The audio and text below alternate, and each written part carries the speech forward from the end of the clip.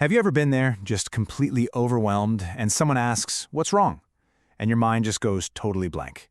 You can feel this heavy weight in your chest, but you physically can't find the words to explain it.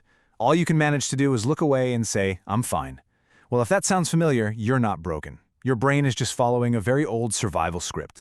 So let's dive into why this happens. We're going to walk through 4 chapters to really get what's going on.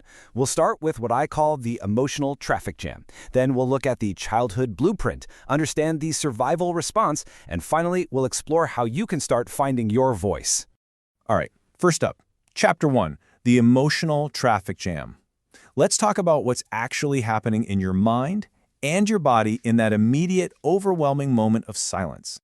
That feeling is incredibly isolating, isn't it? It's that heavy sensation, that pressure, where you know something is deeply wrong, but the words they aren't there. You're not trying to be difficult or distant. Something really profound is happening inside you. Now, what's so interesting here is how this flips the whole thing on its head. Most people, maybe even you, think that silence means you don't care or that you're empty inside. But the reality is the exact opposite.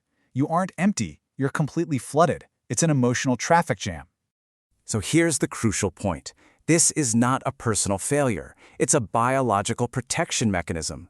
You are feeling so much all at once that your brain's language center literally hits the emergency brake. It's trying to keep you from being completely swamped by the intensity of it all.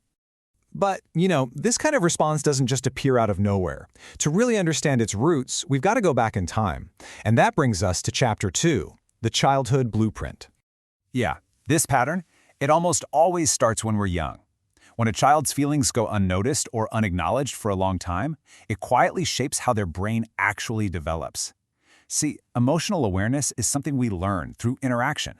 If you don't get that, it can make it way harder to identify or process your own feelings later in life. And this right here gets to the absolute heart of it.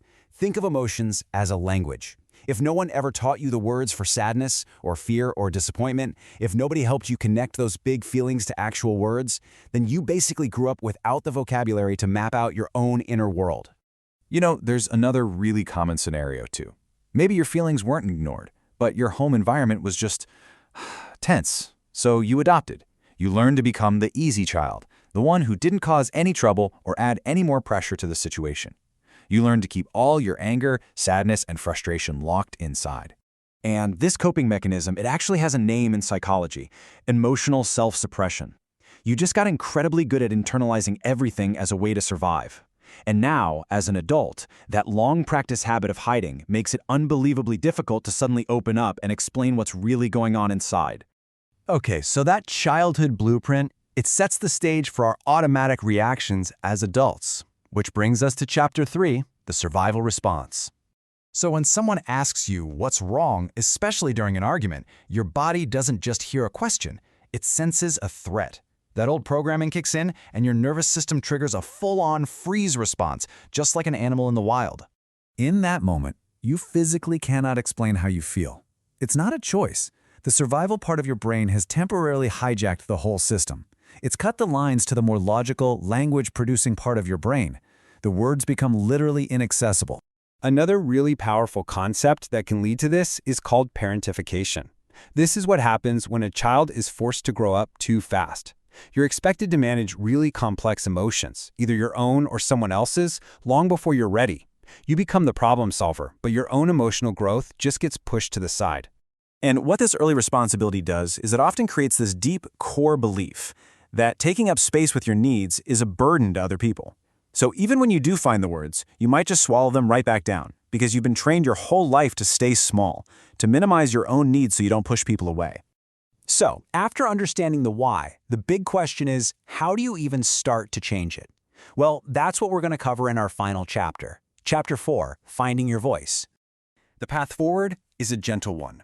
First things first, stop trying to force yourself to speak when you're in that freeze response. It just won't work. Instead, try writing it down. Journaling lets you bypass all that intense social pressure. And second, start small.